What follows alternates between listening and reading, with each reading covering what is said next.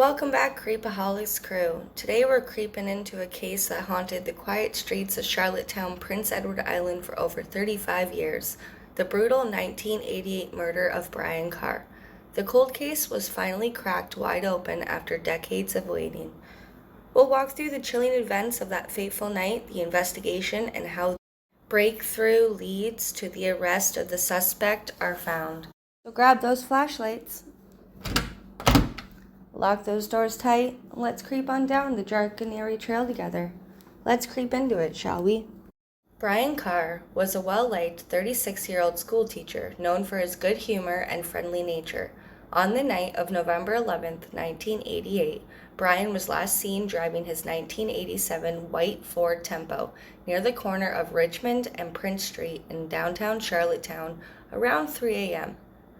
What began as an ordinary evening turned into a tragedy that would haunt his family and community for years to come. Just 31 hours later, Byron's lifeless body was discovered in the bedroom of his home on Lapthorne Avenue, located only 1.5 kilometers from where he was last seen. Byron had been strangled and stabbed. Police quickly realized that this had been a violent and deliberated attack. Evidence suggested that Byron had been murdered following a sexual encounter with another man, but the assailant had left few clues behind. From the moment Byron's lifeless body was found, investigators faced significant challenges. There was no obvious suspects, and despite an extensive forensic examination of the crime scene, police struggled to identify any solid leads. Byron's family and friends were left devastated, and the community grappled with the fear and uncertainty. Detectives interviewed people who had been in contact with Byron leading up to the murder and attempted to reconstruct his final hours.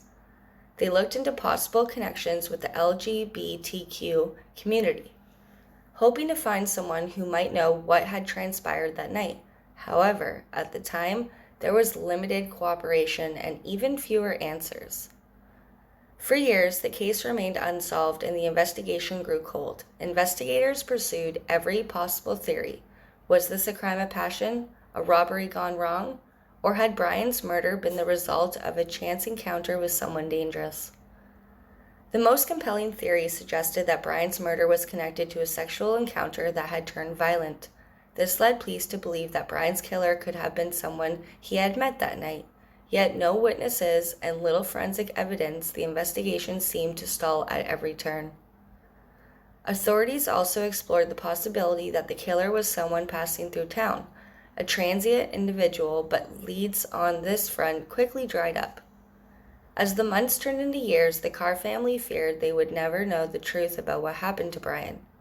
Despite numerous appeals for information, police were unable to find the break they needed, and by 1990s, the case had gone completely cold. In a stunning new development, in January 2024, Charlottetown police announced they had arrested a suspect in connection with Byron Carr's murder. Todd Joseph Gallant, also known as Todd Joseph Irving, was charged with first-degree murder and interfering with human remains. Gallant, who was 21 years old at the time of the murder, had been living in Charlottetown area when the crime occurred. Now 56 years old, Todd was arrested after a long and complex investigation involving advanced DNA testing and genetic genealogy techniques, unavailable back in 1988. Todd, who had a criminal record both in Canada and the United States, had spent time abroad in places like Texas and Arkansas, complicating the investigation further. Police working with the international law enforcement were able to piece together Todd's movements over the past 3 decades leading to his arrest. In January 26, 2024, a press conference was held. Chief Brad McConnell of Charlottetown Police Services revealed that police had significant forensic evidence leading Todd to Byron's murder. The evidence included advanced DNA analysts that had both critical evidence in the case, which became critical to solving it. Brad acknowledged the painstakingly efforts of the investigators and thanked Byron Carr's family for the patience throughout the long investigation. While Todd now awaits trial, questions remain about why this crime was committed and whether anyone else was involved. A second individual was arrested alongside Todd, though they were later released, and police are still investigating their potential involvement.